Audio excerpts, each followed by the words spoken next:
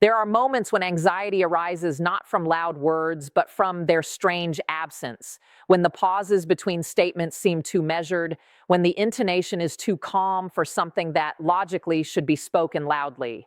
In such moments, there's a feeling that someone has already made a decision but doesn't yet feel the need to explain it out loud, not because they're not ready, but because explaining would be too late.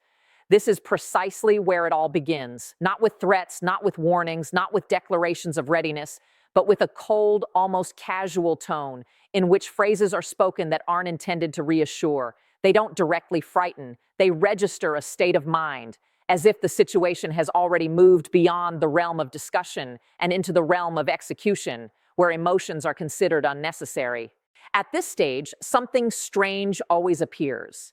The wording becomes shorter. The repetitions become harsher. The same words are spoken in different voices, but with the same rhythm, as if they're not discussing a position, but rather a protocol. It feels like someone is checking a checklist rather than convincing the other person. And the calmer this process appears on the outside, the more internal discomfort grows. Then comes a pause, not an informational one, but a procedural one. There are no new facts, but there is a change in behavior. Those who previously demonstrated confidence suddenly disappear from the public space. Those who usually talk a lot begin to speak through intermediaries. Decisions are no longer commented on, they are simply implemented. And it is here that it becomes clear that the system has shifted to a mode in which explanations are considered secondary. This seems insignificant until you put it all together, until you notice how the logic of the signals changes.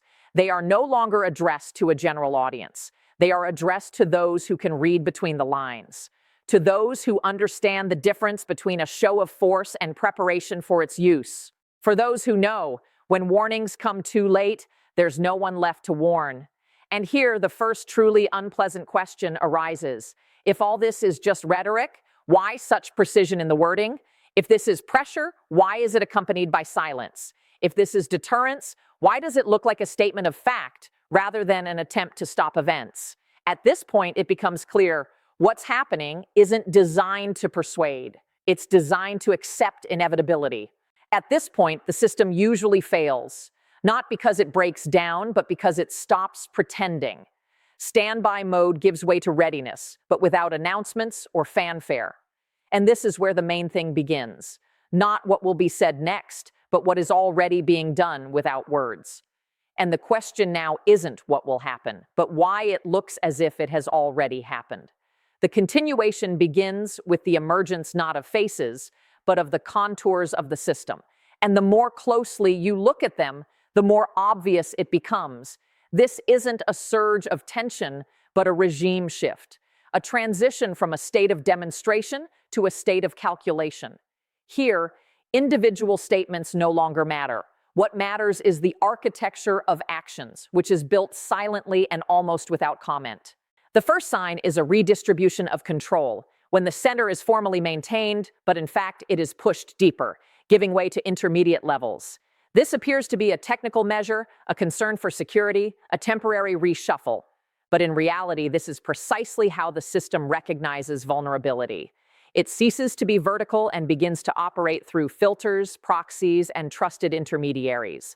Commands become longer, decisions are slower, accountability is blurred, and it is precisely at this point that controllability begins to decline, even if everything appears organized on the surface. The second element is the asymmetry of recovery. Production lines can be restarted, warehouses can be restocked, reports can be rewritten. But there are components that cannot be quickly repaired.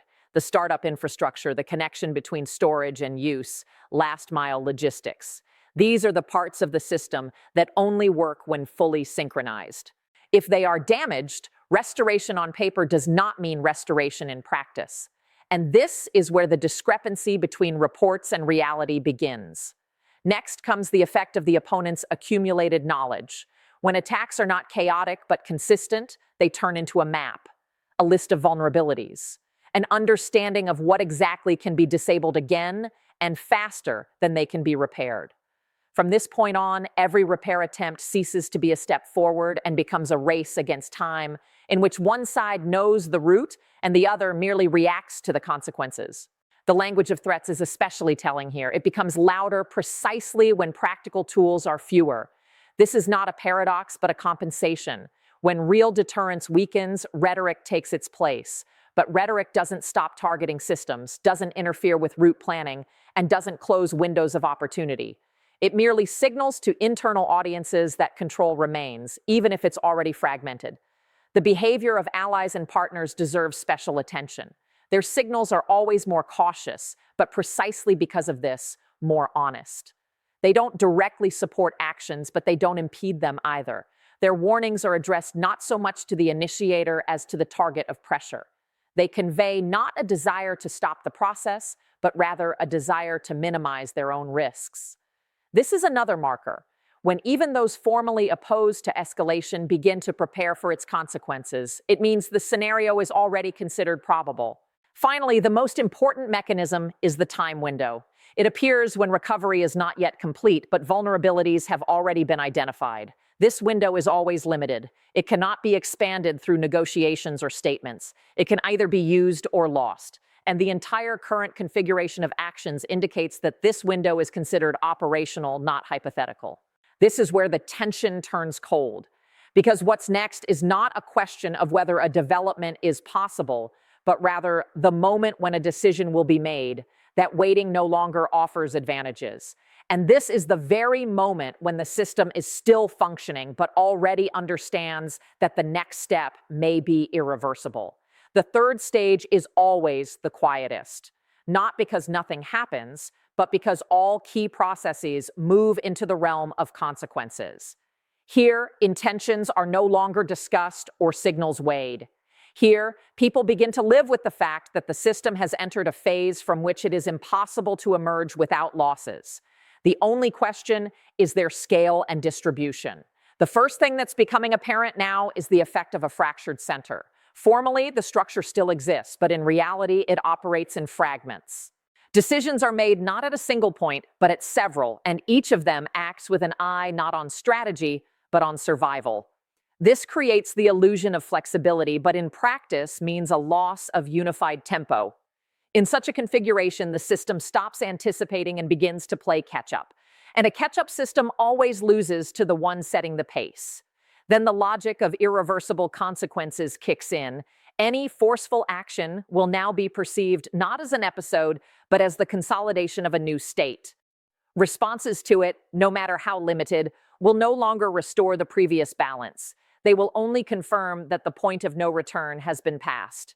And that's precisely why there are so many cautious formulations and so few direct statements now. Words are dangerous here because they can close off the last opportunities for maneuver. The regional effect deserves special mention. It has long ceased to be theoretical. Even a limited strike in such a configuration triggers a chain of secondary reactions, a redistribution of risks, a shift in priorities, and a sharp increase in sensitivity to any incidents. In this realm, a mistake is interpreted as intent and a pause as preparation. And the longer the tense silence persists, the higher the likelihood that any deviation will be perceived as the beginning of the next phase. There is also a deeper layer, a psychological one. When leadership retreats into cover and proxy mode, it loses not only direct control, but also symbolic presence. Outwardly, this may appear rational. Internally, it is an admission of vulnerability, and such signals are always read faster than official statements. This is precisely why demonstrative gestures and theatrical forms become louder. They attempt to compensate for the disappearance of a real decision-making center. From this point on, every day works against the restoration of the previous structure. Even without new strikes, the system continues to weaken under its own weight due to overloaded command channels, mistrust between levels, and constant anticipation of the enemy's next move. This anticipation is more exhausting than an open confrontation. It forces us to keep resources ready without using them, and to make decisions with incomplete information. And here the most alarming scenario arises, not a sudden collapse or a large-scale escalation, but a series of targeted actions, each individually seemingly insufficient to respond, but together they irreversibly change the picture. This is how systems break down that balance too long between the appearance of control and the actual loss of initiative. The end of this story has not yet been determined, but the main point is already clear. The issue is not whether the consequences can be avoided, but who and at what point will acknowledge that they have already begun. And at such moments, history usually doesn't pause for explanations. It simply moves on, leaving the participants to deal with what has become the new normal. At this stage, it is especially important to understand what is happening is already affecting not only the military contours, but also the internal stability of the system. When senior management goes into physical isolation, it always reverberates throughout the entire chain of command. While the delegation of authority may be formally framed as a temporary security measure, in practice, it triggers processes that are difficult to control. Each level begins to interpret signals differently. Decisions are delayed. Responsibility is fragmented. And this is where the system begins to lose what was once considered its key advantage: predictability. Additional pressure creates a gap between military and political logic. Military structures are forced to assume a worst-case scenario and prepare for immediate action, while the political landscape continues to simulate a space for negotiations. These two regimes are poorly compatible. The longer they exist in parallel, the greater the risk of unsynchronized moves that could be perceived as escalation even without direct intent. Under such conditions, any communication error or misinterpreted maneuver could trigger a chain of retaliatory measures. The state of the infrastructure must be taken into account separately. Even if some missile potential is retained, its practical value directly depends on the serviceability of launch vehicles, guidance systems, and secure command and control channels. The loss of mobile launchers is not just a quantitative loss, it is a loss of flexibility. Missiles stored underground without the ability to quickly deploy become passive assets. They exist in reports, but not in actual operational planning, and the enemy knows this. The regional factor also plays a significant role. Neighboring states, even those publicly calling for restraint, are forced to prepare for the worst. Air defense systems are being strengthened, evacuation plans are being revised, and rules for the deployment of foreign contingents are being changed. All of this creates a dense field of tension in which any action is perceived through the prism of a possible chain reaction. The region ceases to be a neutral environment and becomes a risk amplifier. The economic sphere also begins to react, not directly, but through expectations. Rising insurance rates, a revision of logistics routes, and the caution of financial institutions, all these are signals that the situation is perceived as unstable in the long term. And here it is important to emphasize, even if a direct strike does not occur, the very fact of being in a potential conflict zone gradually depletes resources that could otherwise be directed toward reconstruction or modernization. Finally, there is the psychological effect within the country. When official rhetoric continues to speak of resilience and control, while actual actions indicate a defensive stance and fear of targeted strikes, internal dissonance arises.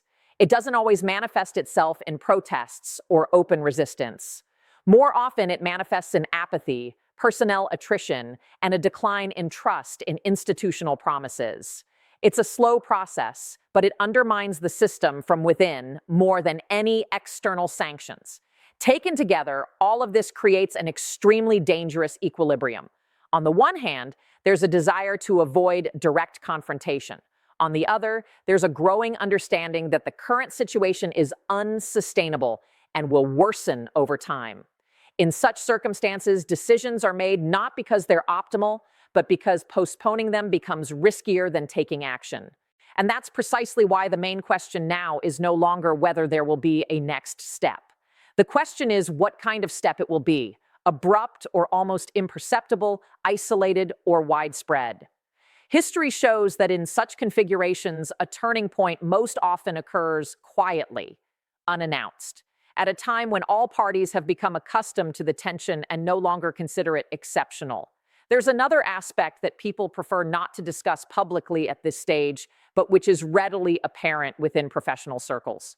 We're talking about the degradation of trust within the vertical power structure itself. When senior management is physically isolated and key decisions are made through a limited circle of intermediaries, an information filtering effect occurs.